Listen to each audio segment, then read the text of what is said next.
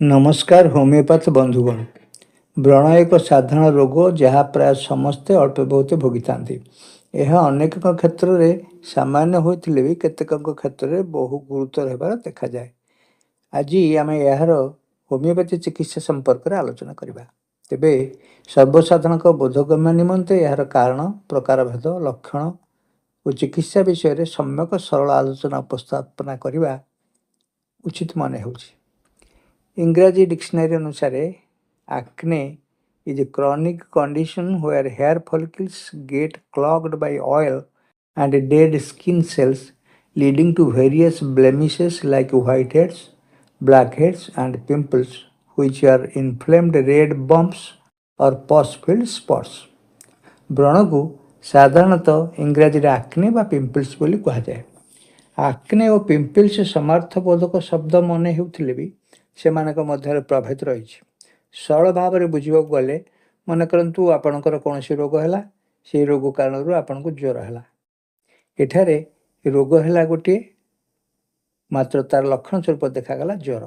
ସେହିପରି ଆକ୍ନେ ହେଉଛି ପ୍ରକୃତ ରୋଗ ଓ ଉଦ୍ଭେଦ ବା ପିମ୍ପଲ୍ସ ହେଉଛି ତା'ର ଲକ୍ଷଣ। ଏବେ ଆସନ୍ତୁ ଜାଣିବା ଏହି ଆକ୍ନେର କାରଣ ଓ ପ୍ରକାରଭେଦ ସମ୍ପର୍କରେ।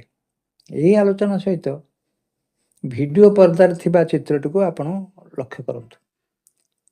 ତେବେ ଯାଇ ବିଷୟଟିକୁ ବୁଝିବାକୁ ଆପଣଙ୍କୁ ସହଜ ହେବ। ଆମେ ଜାଣୁ ଲୋମକୂପ ମୂଳରେ ଥିବା ସେବାସିୟସ୍ ଗ୍ଲାଣ୍ଡ ବା ଗ୍ରନ୍ଥି, ଯାହାରୁ ସେବମ୍ ନାମକ ତୈଳ ନିର୍ଗତ ହୁଏ, ଏହା ଆମ ଚର୍ମକୁ ତୈଳାତ ଓ ଚିକ୍କଣ ରଖିବାରେ ସହାୟକ ହୋଇଥାଏ। କିନ୍ତୁ ଯଦି କୌଣସି କାରଣରୁ ସେବମର ଏହି ନିର୍ଗମନ ପଥ ରୁଦ୍ଧ ବା ବନ୍ଦ ହୋଇଯାଏ, ଯଥା ଧୂଳିମଳି ଦ୍ୱାରା, ପ୍ରସାଧନ ବା ମେକଅପ୍ ଇତ୍ୟାଦି ଦ୍ୱାରା, ତେବେ ସେହି ସ୍ଥାନରେ ଚର୍ମ ଫୁଲିଯାଏ, ପ୍ରଦାହ ହୁଏ, ଚର୍ମ ଉପରେ ଧଳା ରଙ୍ଗର ଉଦ୍ଭେଦ ବା ଫୁଲା ଦେଖାଦିଏ, ଯାହାକୁ ଆମେ ହ୍ୱାଇଟ୍ ହେଡ଼୍ ବୋଲି କହୁ। ପରେ ଏହି ହ୍ୱାଇଟ୍ ହେଡ଼୍ ବାୟୁ ସଂସ୍ପର୍ଶରେ ଆସି ଯେତେବେଳେ କଳା ପଡ଼ିଯାଏ, ସେତେବେଳେ ଆମେ ତାକୁ ବ୍ଲାକ୍ ହେଡ଼୍ ବୋଲି କହୁ। ପୁଣି ପରେ ଏଥିରେ ବ୍ୟାକ୍ଟେରିଆଲ ଇନଫେକ୍ସନ୍ ହେଇ ପୂଜ ହେଲେ ତାକୁ ଆମେ କହୁ ପାପୁଲ୍ସ। ପାପୁଲ୍ସ ଗୁଡ଼ିକ ପରସ୍ପର ସହିତ ମିଶି ଯେତେବେଳେ ବଡ଼ ଆକାର ଧାରଣ କରନ୍ତି, ସେତେବେଳେ ତାକୁ ଆମେ କହୁ ପୁଷ୍ଟୁଲ୍ସ। ପ୍ରଥମ ଚିତ୍ରରେ ଏହି ସ୍ୱାଭାବିକ ବା ନର୍ମାଲ ଅବସ୍ଥାଟି ଆପଣ ଦେଖିପାରୁଛନ୍ତି। ଦ୍ୱିତୀୟ ଓ ତୃତୀୟରେ ଯଥାକ୍ରମ ହ୍ୱାଇଟ୍ ଓ ବ୍ଲାକ୍ ହେଡ଼୍, ପରବର୍ତ୍ତୀ ଚିତ୍ରଟି ପାପୁଲ୍ ଓ ତାପରଟି ପୁଷ୍ଟୁଲ୍ସ। ଆଉ ବଡ଼ ହେଲେ ଏଥିରେ ସିଷ୍ଟ ବା ନୋଡୁଲ ଅବସ୍ଥା ବି ଦେଖାଦିଏ। ପରବର୍ତ୍ତୀ ଅବସ୍ଥାରେ ଯେତେବେଳେ ଘା ବା କ୍ଷତ ଗୁଡ଼ିକ ଶୁଖିଯାଏ, ଏହାର ସ୍କାର ବା କ୍ଷତ ଚିହ୍ନରେ ପରିଣତ ହୁଏ, ସେତେବେଳେ ଚର୍ମ ଅତ୍ୟନ୍ତ ଆବଡ଼ା ଖାବଡ଼ା ଓ ଅସୁନ୍ଦର ଦିଶେ। ଆକ୍ନେ ବା ବ୍ରଣ ସାଧାରଣତଃ ମୁଖମଣ୍ଡଳରେ ବେଶୀ ଦେଖାଯାଉଥିଲେ ବି ଚର୍ମର ସମସ୍ତ ସ୍ଥାନରେ ଏହା ହେଇପାରେ। ବର୍ତ୍ତମାନର ଏହି ଚିତ୍ରଟିରେ ଆପଣ ସ୍କାର ଓ ଶରୀରର ଅନ୍ୟ ସ୍ଥାନରେ ଆକ୍ନେର ଚିତ୍ର ଦେଖିବାକୁ ପାଉଛନ୍ତି। ଏବେ ଆସନ୍ତୁ ଜାଣିବା ଏହିପରି ହେବାର କାରଣ ଗୁଡ଼ିକ କ'ଣ। କାରଣ ଗୁଡ଼ିକ ହେଉଛନ୍ତି ହରମୋନର ଅସନ୍ତୁଳନ, ମାନସିକ ଚାପ ବା ଷ୍ଟ୍ରେସ୍, ଅବଦମିତ ଆବେଗ, ଅନୁଚିତ ଖାଦ୍ୟ ଓ ପାକକ୍ରିୟାରେ ଗୋଳମାଳ ତଥା କେତେକ ଔଷଧର ପାର୍ଶ୍ୱକ୍ରିୟା। ବନ୍ଧୁଗଣ, ଯୌବନ ଅବସ୍ଥା ବା ଟିନ୍ ଏଜ୍ ଅର୍ଥାତ୍ 13 ବର୍ଷରୁ 19 ବର୍ଷ ବା ଆଡୋଲେସେନ୍ସ ବୟସରେ ଶରୀରକୁ ପ୍ରଜୋଜନକ୍ଷମ କରିବା ଉଦ୍ଦେଶ୍ୟରେ ପ୍ରାକୃତିକ ନିୟମ ଅନୁଯାୟୀ ଉଭୟ ପୁରୁଷ ଓ ନାରୀ ଶରୀରରେ କେତେକ ହରମୋନ ନିର୍ଗତ ହୋଇଥାଏ ଓ ତାହାର ପ୍ରଭାବରୁ ଚର୍ମରେ ଆକ୍ନେ ପରି ଗୋଳମାଳ ଦେଖାଦିଏ। କୌଣସି ମାନସିକ ଚାପ ବା ଆବେଗିକ ଅସନ୍ତୁଳନ ମଧ୍ୟ ଏହାର କାରଣ ହୋଇପାରେ।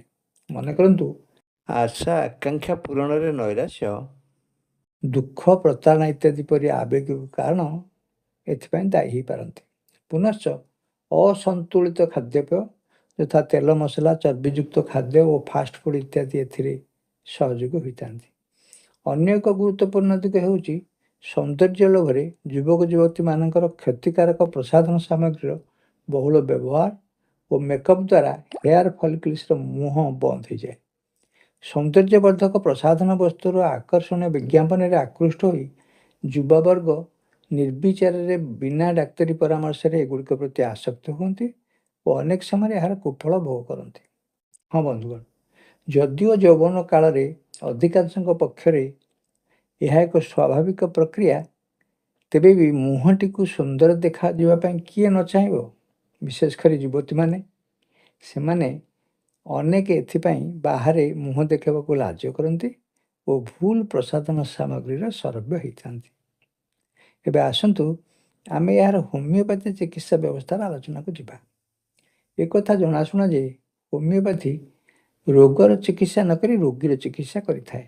ଅର୍ଥ କୌଣସି ମଲମ, ଲୋସନ ବା ଷ୍ଟେରୋଇଡ୍ ଆଦି ଔଷଧ ଦ୍ୱାରା ବ୍ରଣ ବା ଉଦ୍ଭିଦ ଗୁଡ଼ିକୁ ଚପାଇ ବା ସାମୟିକ ଭାବରେ ଦବାଇ ଦେବାର ପ୍ରୟାସ ନ କରି ଏହା ସମ୍ପୂର୍ଣ୍ଣ ଆରୋଗ୍ୟ କରିବାକୁ ଯତ୍ନ କରେ। ମଣିଷର ଶାରୀରିକ ଅବସ୍ଥା, ହର୍ମୋନ ଆଦିର ପ୍ରଭାବ, ତାର ମାନସିକ ସ୍ଥିତି, ବଂଶାନୁକ୍ରମିକ ପ୍ରଭାବ ଇତ୍ୟାଦିକୁ ବିଚାରକୁ ନେଇ ଜଣେ ହୋମିଓପାଥ ଔଷଧ ନିର୍ବାଚନ କରନ୍ତି।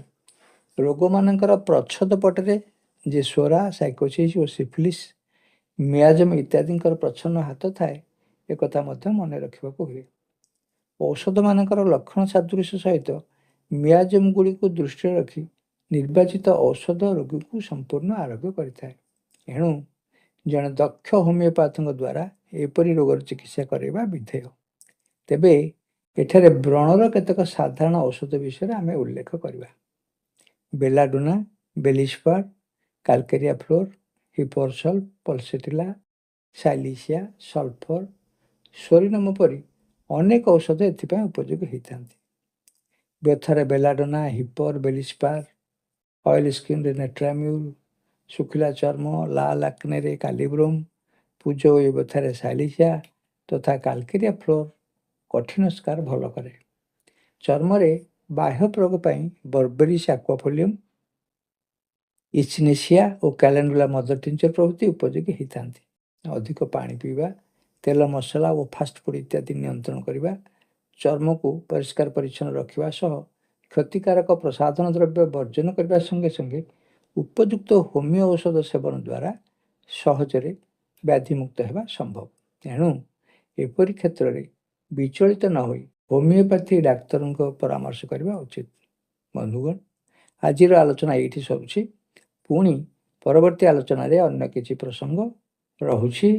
ନମସ୍କାର।